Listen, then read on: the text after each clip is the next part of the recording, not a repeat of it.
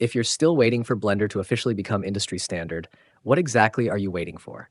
A message in the sky that says, "Congrats, Blender is now industry standard in bright orange and blue"? Because if you actually look at the real industry, like ArtStation, where professional artists from AAA studios post their work, Blender is already everywhere. These aren't hobbyists. These are the same people making the games you play, the VFX in your favorite movies, the cinematic trailers that go viral. So let's take a look at some of these pros who use Blender. And then you tell me, would their work magically look better if they used Maya or 3ds Max? Because from where I'm standing, they already made the smartest choice. Let's start with Piotr Krinsky.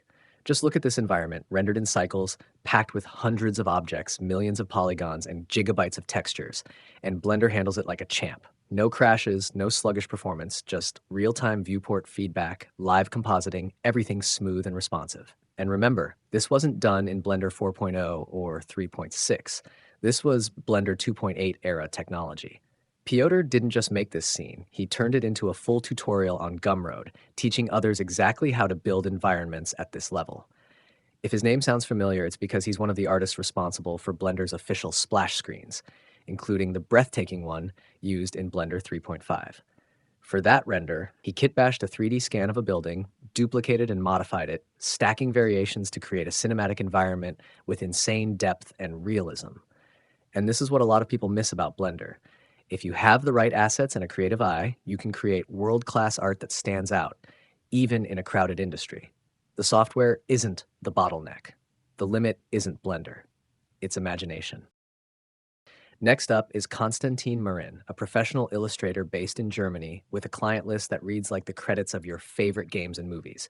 Hasbro, Guerrilla Games, Sony, EA, DC, Marvel, the list goes on. He has contributed to franchises like God of War, Horizon, and multiple AAA productions. Artists like him don't always appear when you simply search Blender artists, so most people never realize how many high-level professionals are actually using it quietly behind the scenes. But that's exactly why we're doing this, so you do know. What I love about his work is that there is no visual fingerprint of the software used.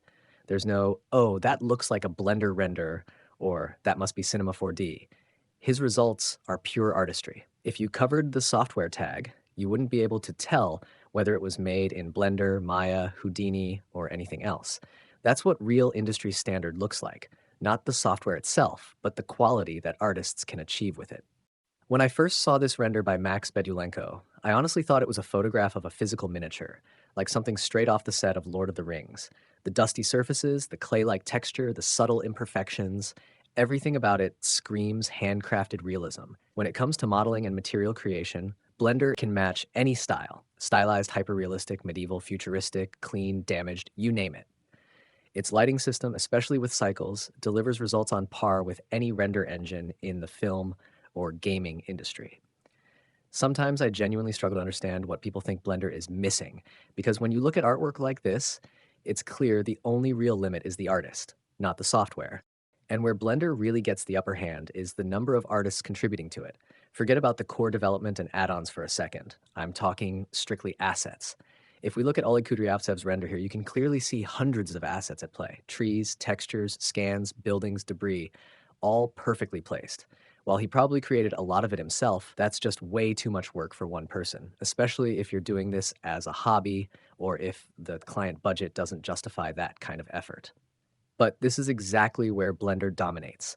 There are hundreds of artists creating assets specifically for Blender, and just from this one render, I can already think of multiple options. For vegetation and trees, you have botaniq and arborea, and for the buildings and greeble details, Greebletown's Empire of the Sands Kit Bash Pack is a perfect starting point.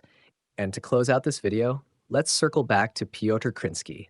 Yes, the same artist who made the Blender splash screen, to see how he uses Megascan's assets to build incredibly detailed worlds. This is where the line between hobbyist and professional becomes clear. If you can take asset packs like these and arrange them into unique, believable environments, you've entered the realm of true professionals. Most of the assets in this scene are publicly available on Megascans, but the way he uses them, you would never guess they came from the same pack. It's not about having exclusive tools. It's about how creatively you use what everyone else has access to. That's the real skill.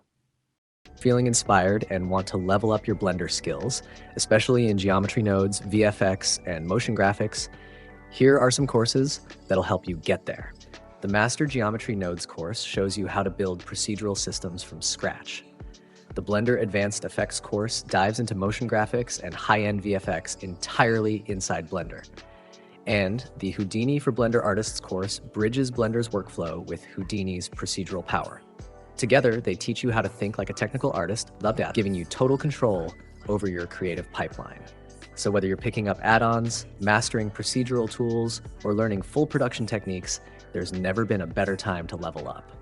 Blender's ecosystem is evolving fast, and if you're keeping up, you're already ahead of the game.